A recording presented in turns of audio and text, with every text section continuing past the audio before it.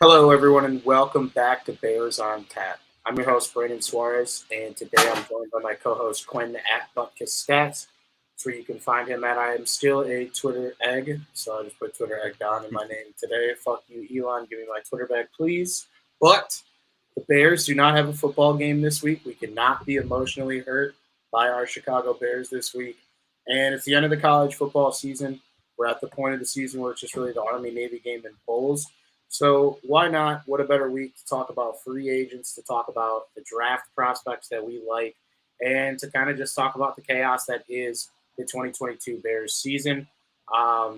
Yeah, Quentin, how are you, my guy? I mean, can't be hurt this week. Like we can just get to Sunday and just watch football and enjoy football.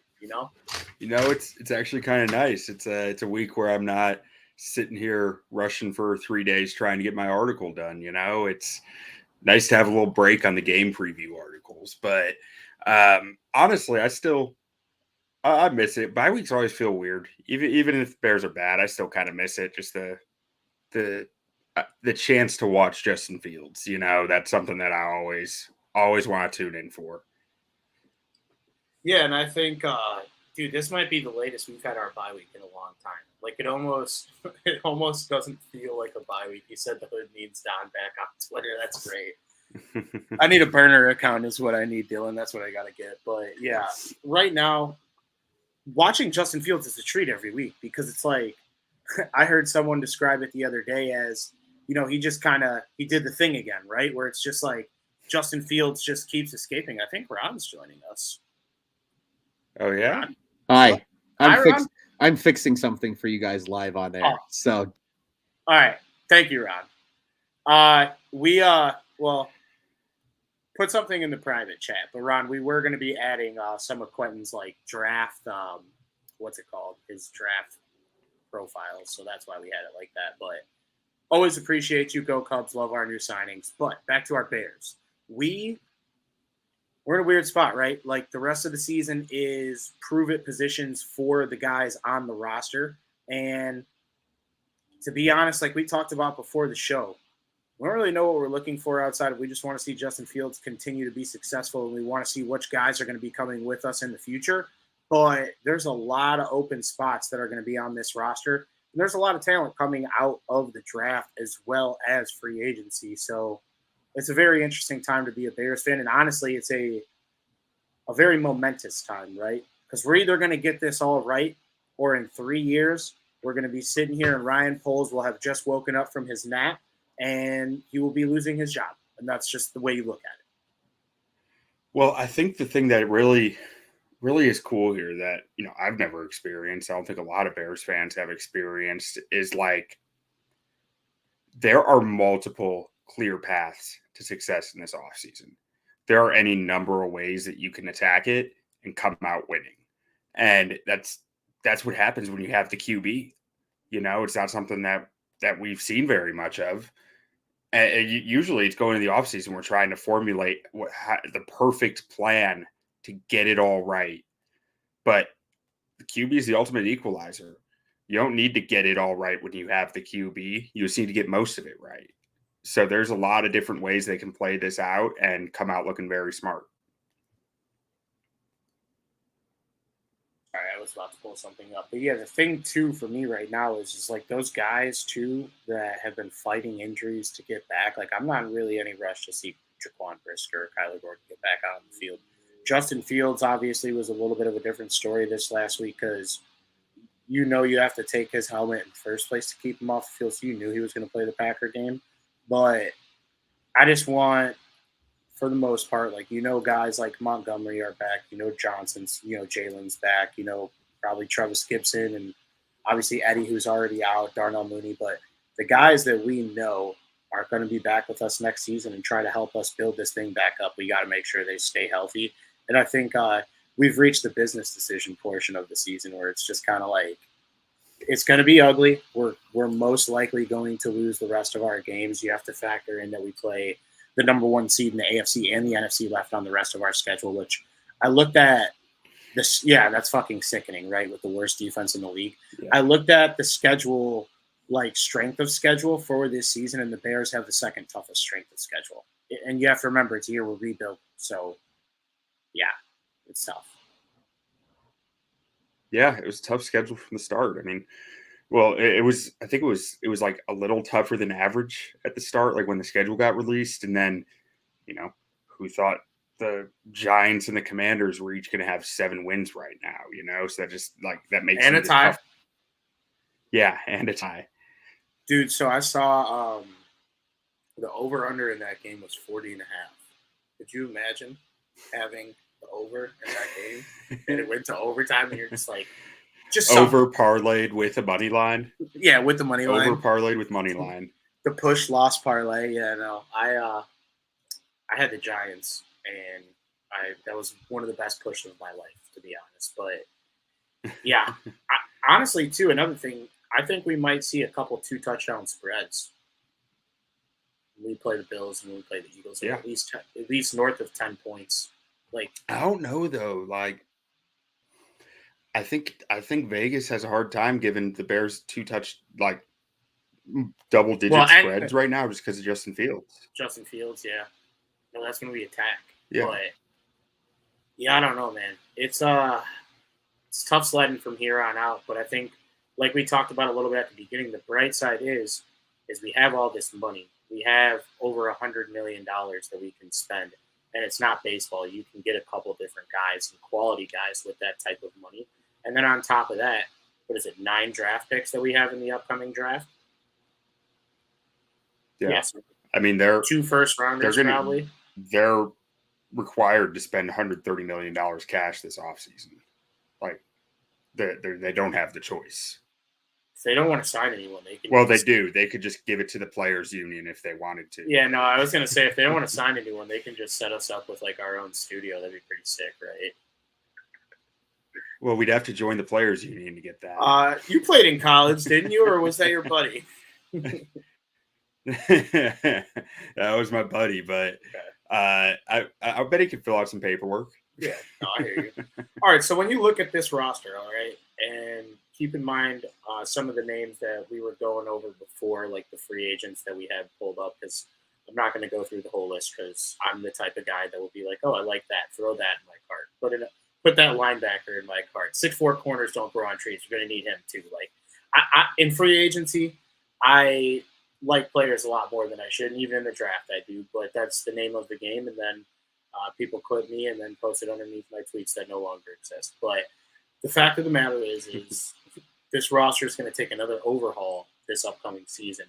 And I think, honestly, dude, it might be the biggest overhaul that we've seen, at least in recent memory, right? Because even when you look at the Bears teams from the early 2000s and the mid-2000s, it was just like a couple pieces here, a couple pieces there. This team right now is getting stripped down to studs. And no pun intended, like, we're literally only keeping you if you're a fucking stud at this point. Like, unless you're above where we expect you to be, we're not going to be holding on to you at this point. But I think in the draft, first round, no matter which way you look at it with the top 10 pick, you have to go inside out. I don't care which side of the ball they attack, but you have to draft the big ugly right there. Got to be on the offensive or defensive line. Yeah, I mean, so in free agency, there's a lot of offensive linemen to get excited about, to get interested in. Like, I mean, you got Caleb McGarry out of Atlanta as a right tackle. You've got Mike McGlinchey out there in San Francisco, Notre Dame alum, who, just come join the Notre Dame party over here. And the Chicago Elgton Irish. Jenkins from Green Bay. Yeah, the Irish Bears.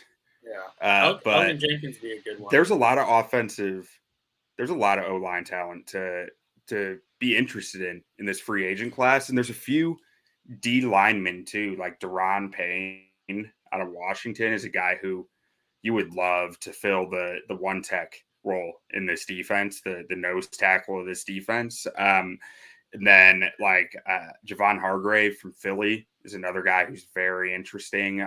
He's a little older. He's already 30. But he might have been a little older when he got drafted because I didn't think he'd been in the league that long.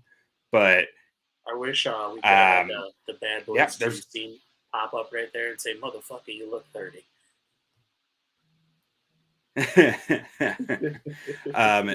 But the O line is really where I think they can attack free agency to try to say, they can't attack it all in the draft, and they're not going to need to because, like we said, they have the cap space. They need to spend money, but it's like, where is the strength in free agency?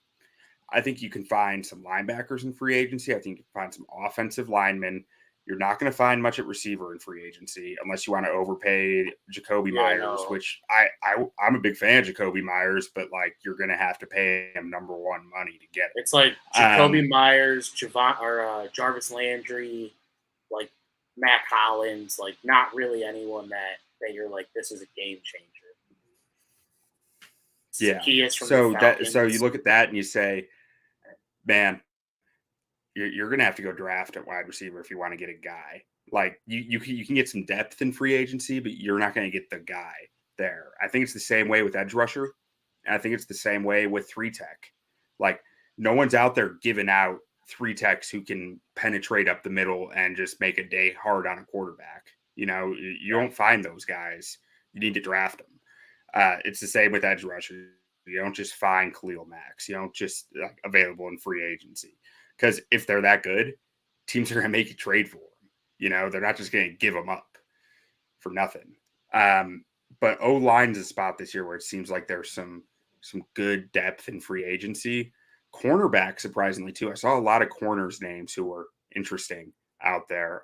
One guy who I think the Bears, I'd be surprised if they didn't at least talk to him, is Rocky Sin, who's out in Vegas with the Raiders. He spent the previous 4 or 5 years with the Colts under Matt Eberflus. And I don't think he's having a great year, but he was always solid in Indy for Eberflus.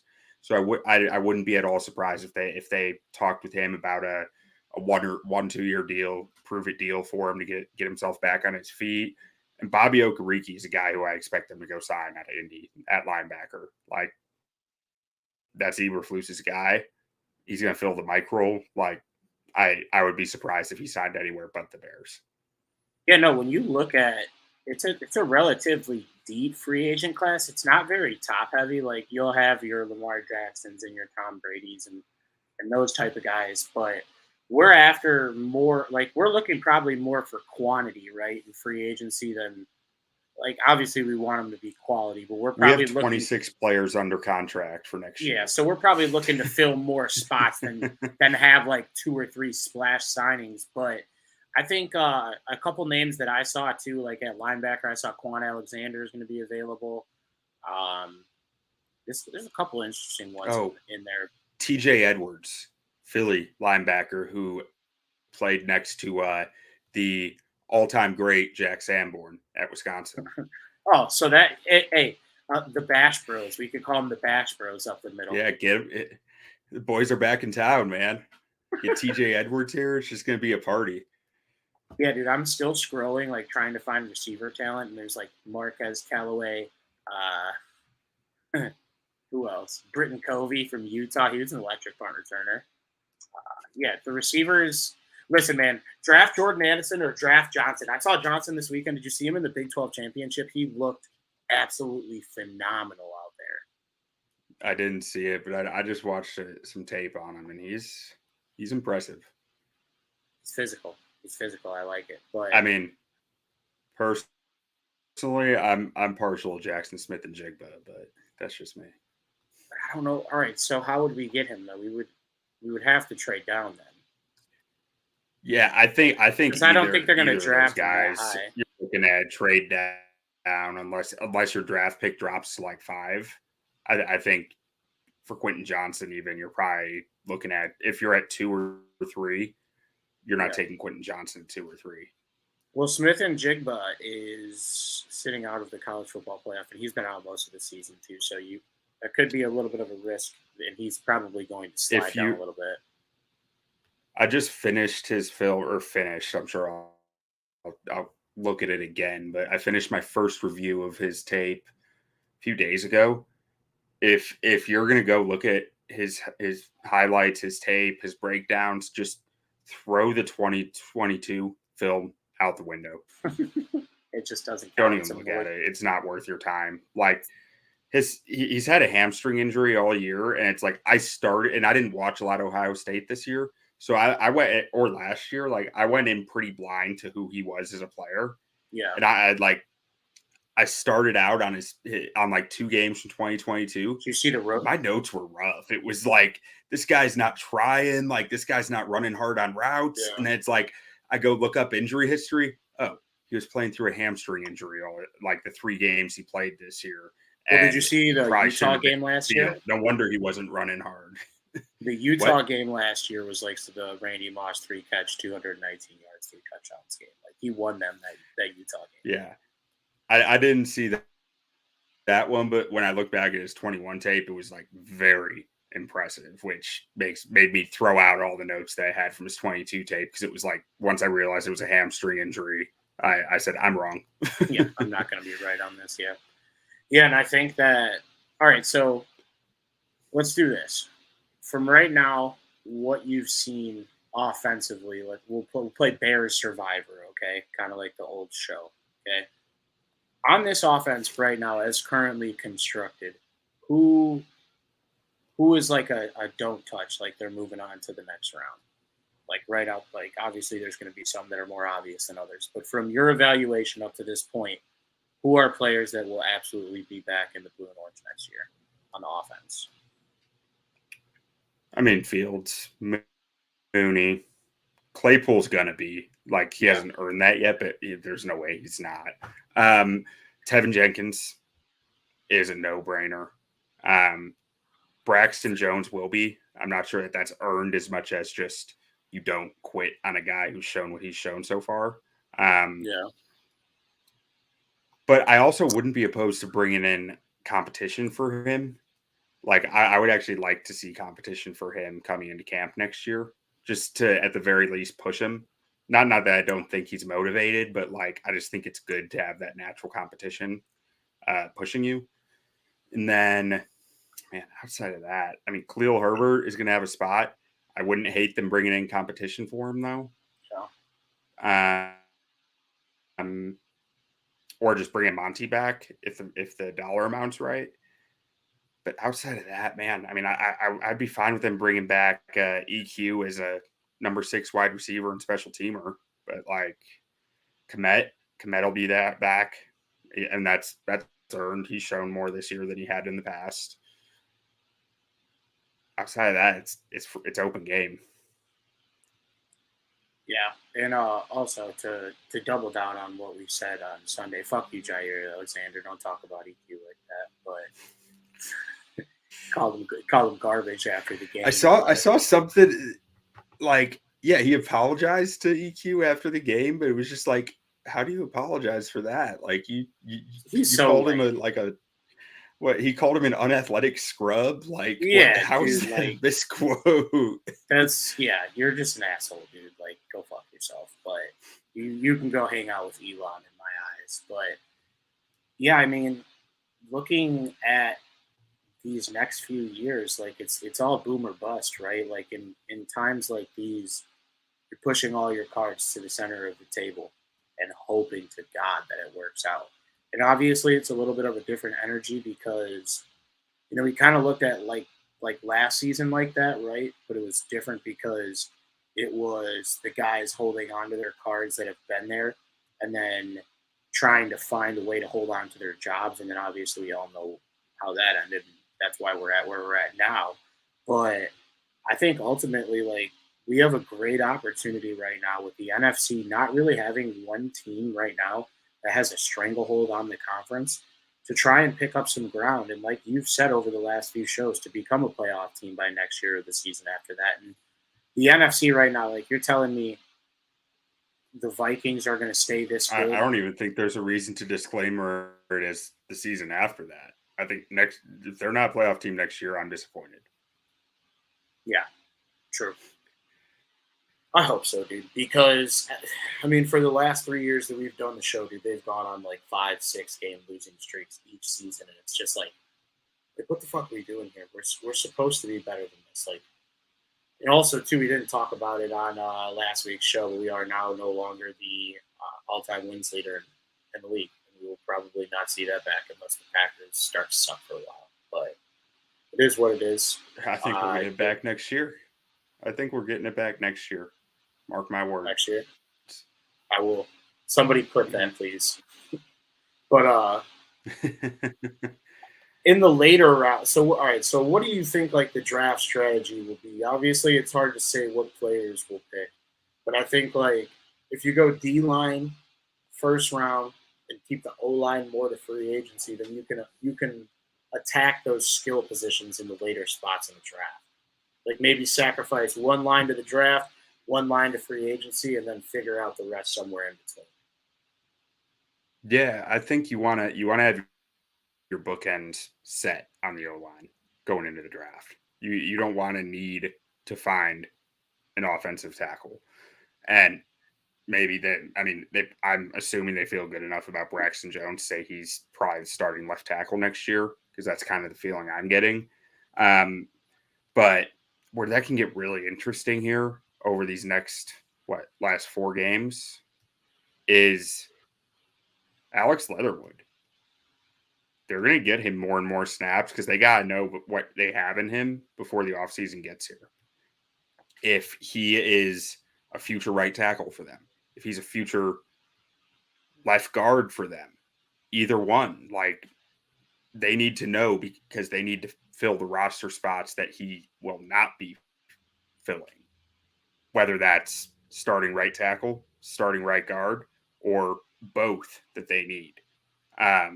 They're going to find out what they have in Leatherwood here in these next few weeks, and that's going to impact how they attack all of this because you need a strength on the offensive line.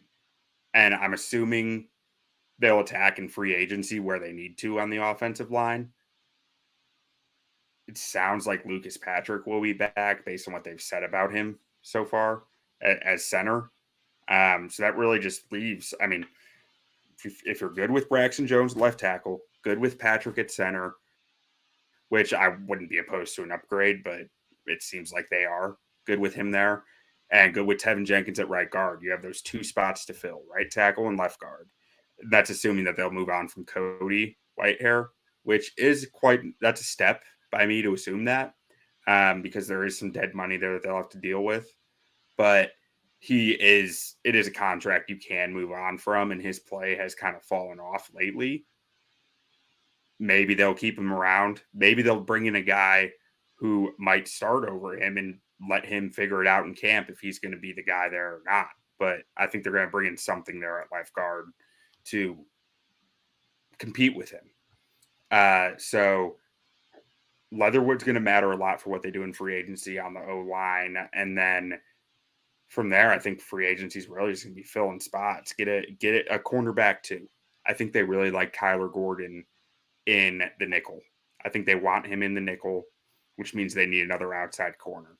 Go get a guy like Rock Ya-Sin for the outside spot, fill a linebacker next to Sanborn, and some depth along the D line, and a starter, hopefully Deron Payne. That's what I want to see. But and from there, to me, I'm looking for the 3-tech in the first round of the draft. If they are high enough to get the guy I want. Well, let's hear a little bit about the guy you want. That's Jalen Carter. I think Jalen Carter is the best player in this draft. Right now, at least. That's where my opinion is at. I watched a bunch of Will Anderson today, watched a bunch of Jalen Carter yesterday. Jalen Carter is still my top guy. He has not really played a full-time role in his time at Georgia. He's been more of a passing down guy. As a 3-tech, he's 6'3", 300 pounds. So a little lighter, but in this 3-tech, you want a guy who's penetrating one gap constantly. And that's what he does. He has pass rush moves. He has a full toolbox of pass rush moves. He's fast. He just lightning quick first step. As a Bears fan, think of Tommy Harris. That's what Jalen Carter does. He does what Tommy Harris did. It's fun to watch him, man. He jumps off the tape constantly. And he's a no-brainer talent to me the main questions around him are that he didn't play a full-time role at Georgia.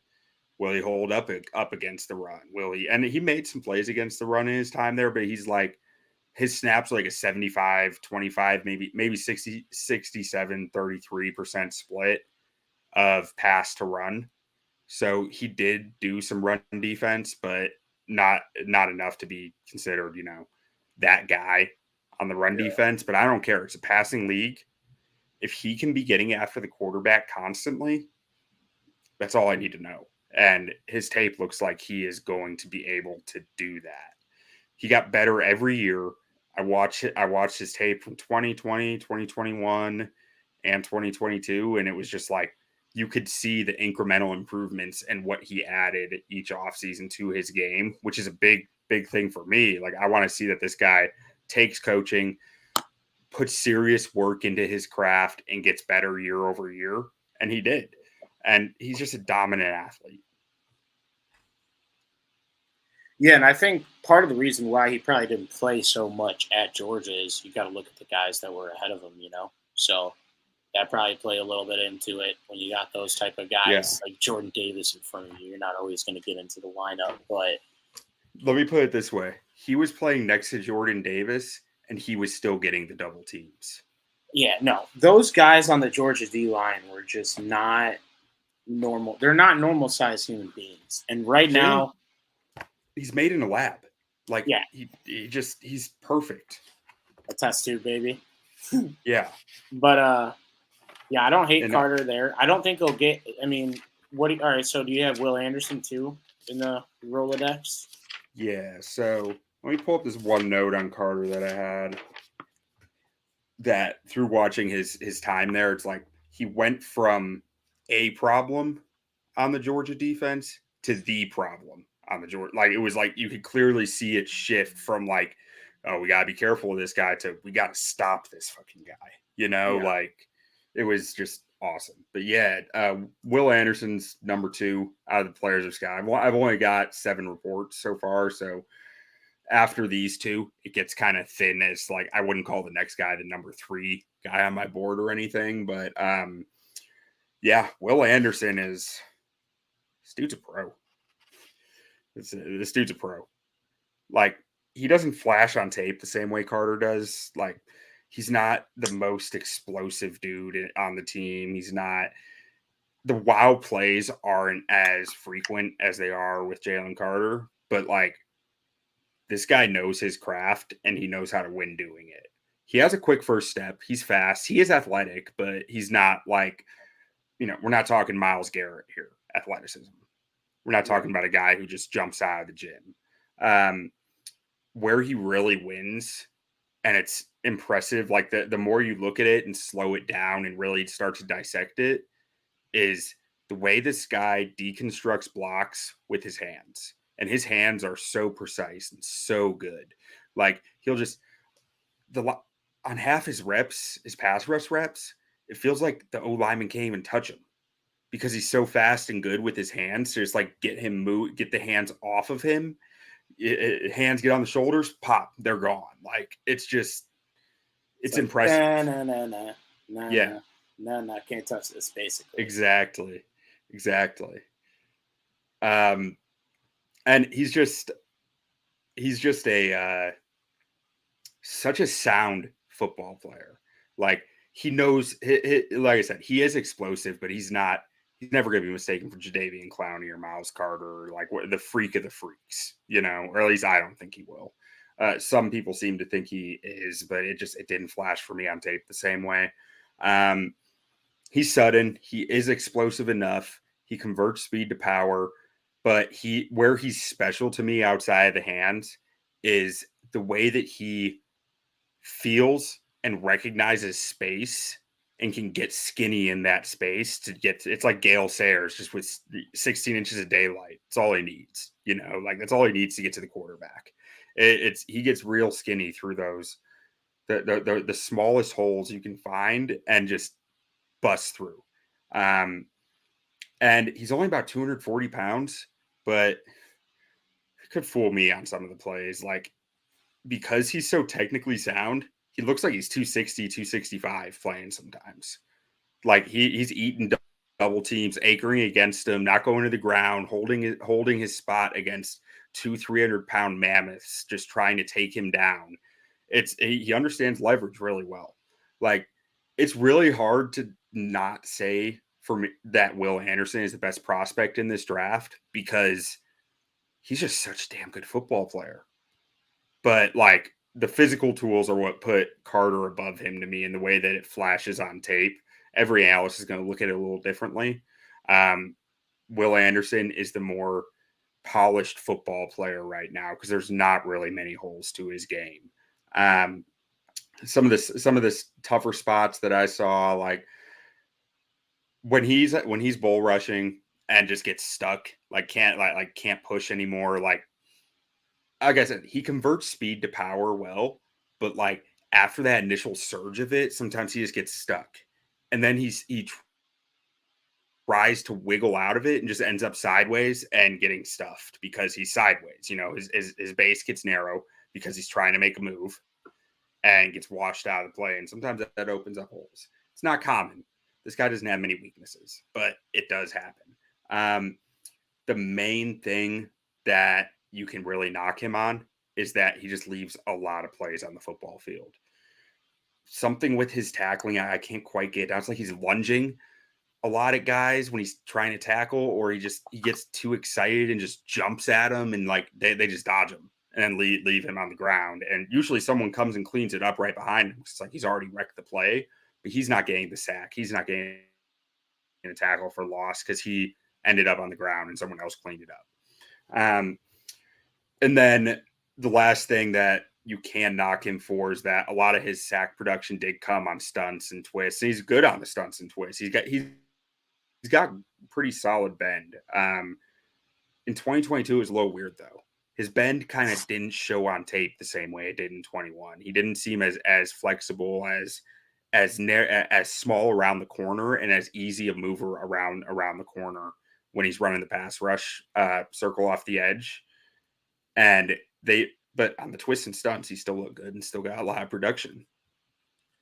Yeah, and I think too, playing it as a part of the best defense in college football for like the last 3 years of running also can have its benefits and also have its cons. But at the same time, like, he's still producing, still a physical freak, and it's going to be that same situation that we saw last year. Remember last year where it's like everyone loved Trayvon Walker, but what has Trayvon Walker done this year?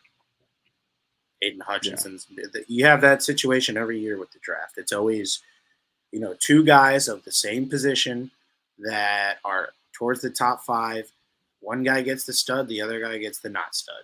And that's the gamble that you have with the NFL draft. But have to trust the scouts to go out there. Hopefully Ryan Poles is up and at 'em, awake, out there actually scouting players this time of the year.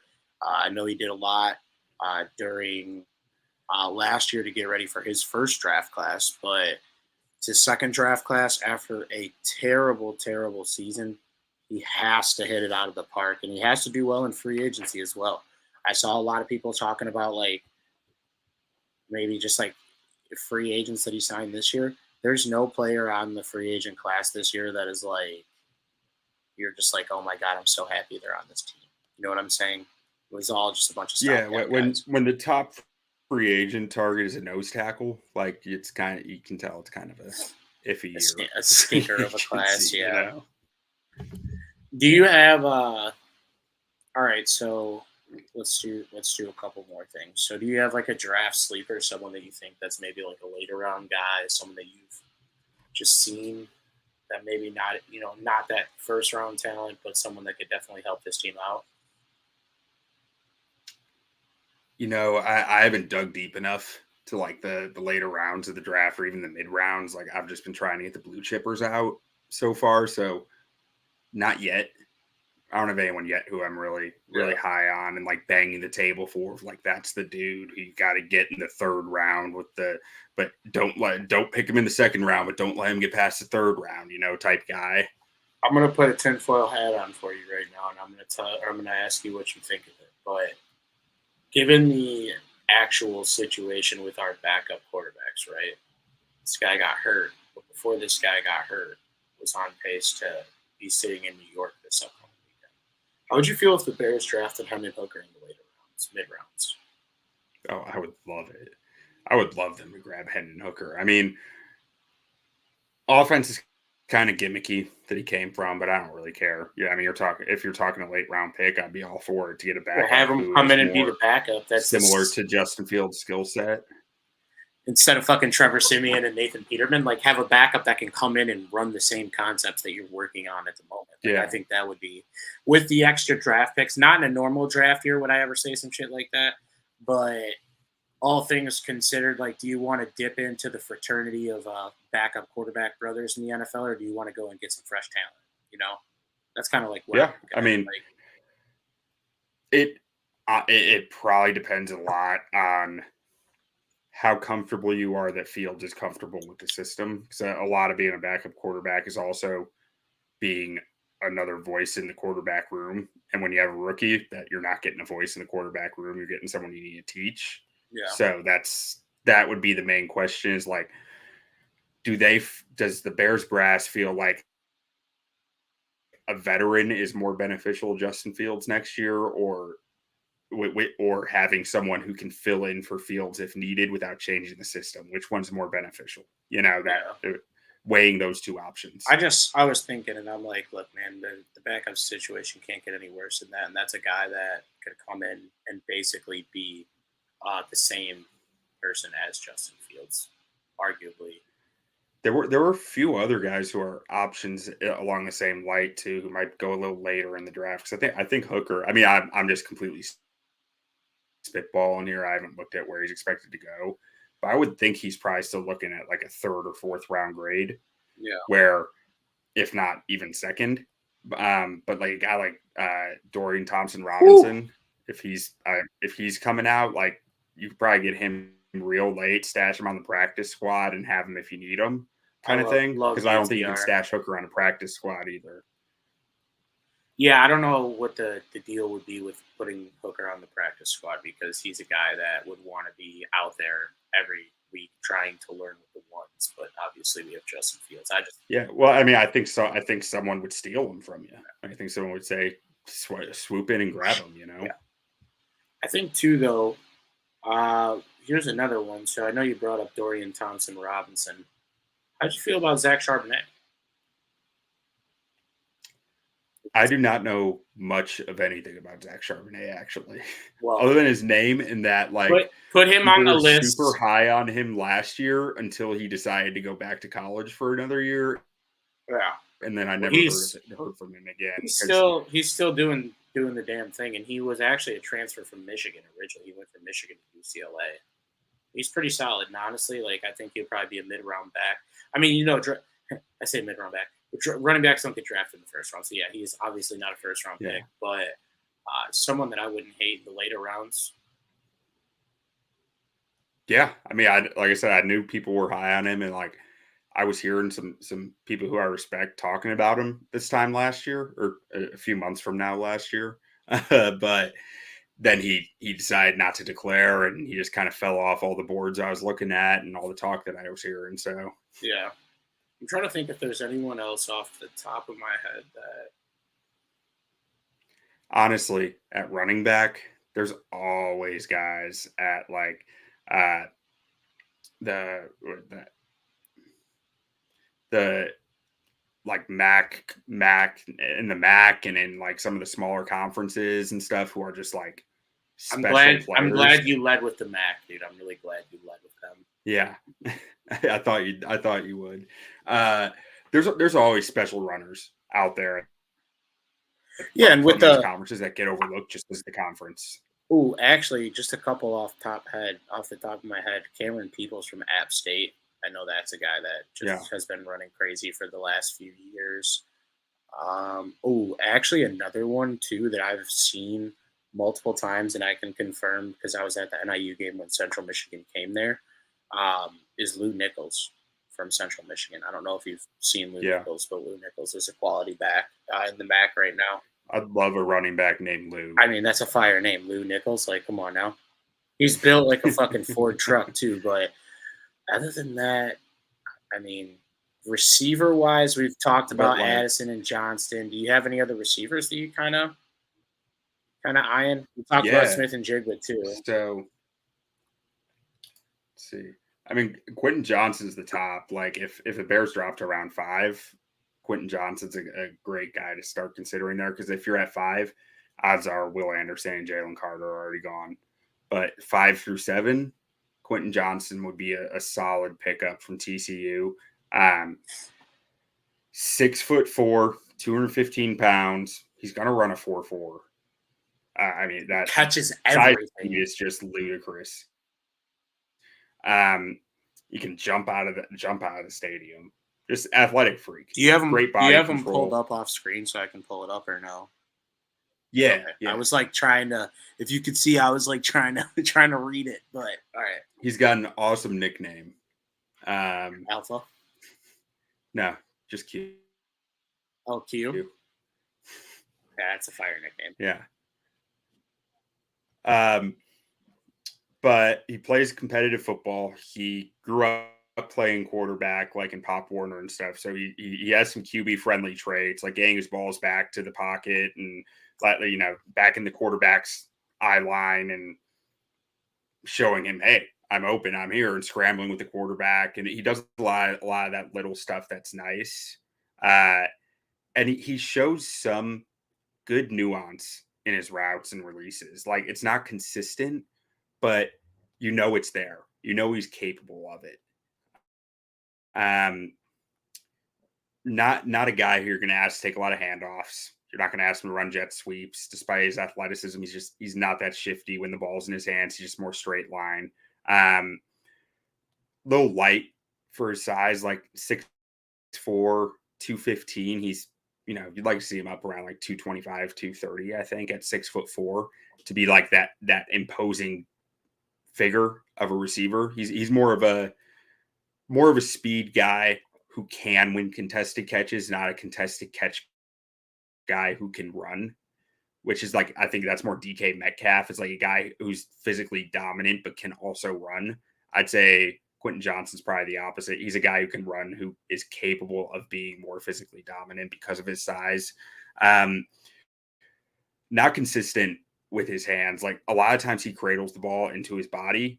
We'd like to see him, out here hauling the catch out and then bringing it in a lot more. He's just catching it like that, like bringing it into his chest.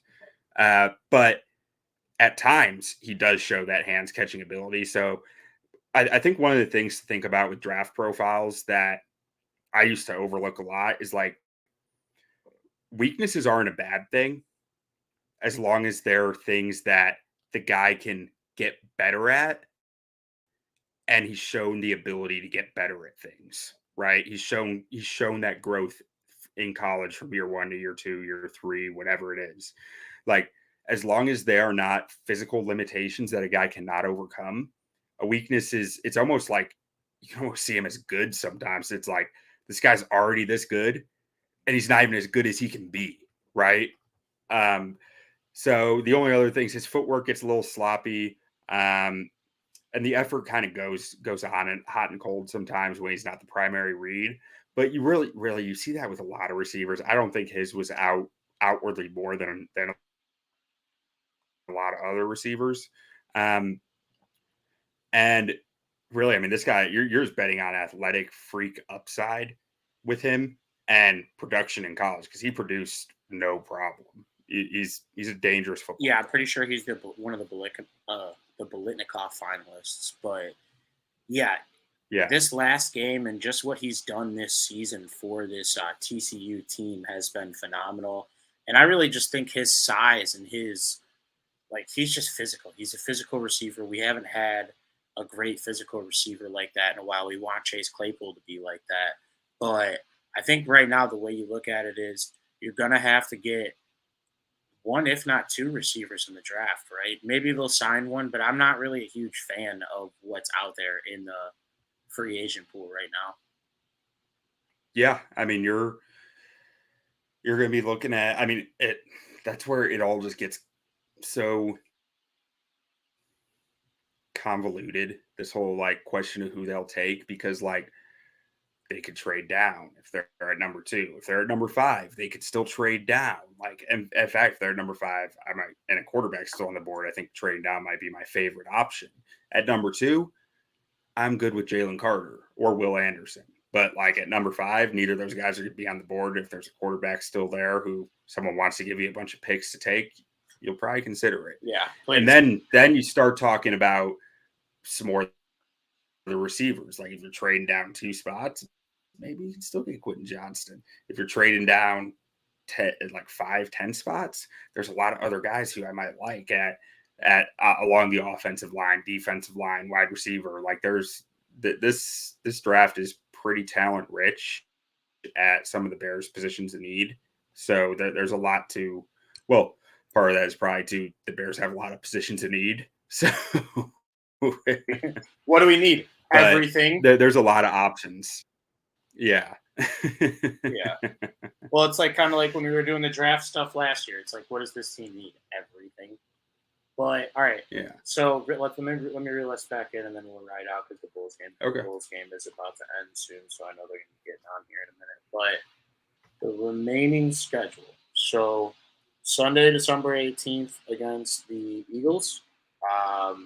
Sunday or Saturday, we play Christmas Eve. So mark your calendars, everyone. Remember that we do play Christmas Eve. It's at noon. The full NFL schedule is actually taking place on that day, and then there's 3 games, all just terrible games. Like there's like Rams, Broncos, Cardinals, Patriots, or some. I don't even know. It's just awful football. But awful football is better than no football, so I'm thankful. I'm not going to complain about it. I'm going to watch it.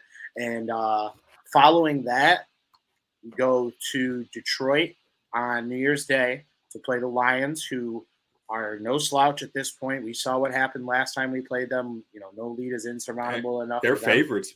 Yeah, they're favorites. They're favorites this week against the Vikings too. I saw that, which is nuts. Last I saw, they were 3-point favorites. It's probably I might have moved more since then. Listen, all I will say is there's one more. They opened as 1-point dogs, and they were 3-point favorites within 2 days. There is one more week in this season that we're going to be able to capitalize and get some of the money that we've lost on this team back, because I saw we're like the worst team against the spread in the league right now.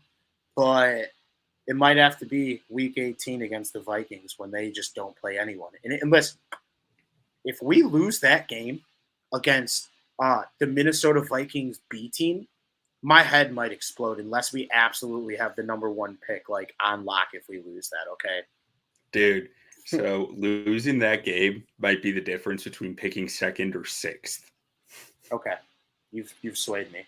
I don't know, man. But you know what I'm saying, though? Like, the last time we won a football game, was it not the Patriots game, right? It was the Patriots game, I think. Yeah.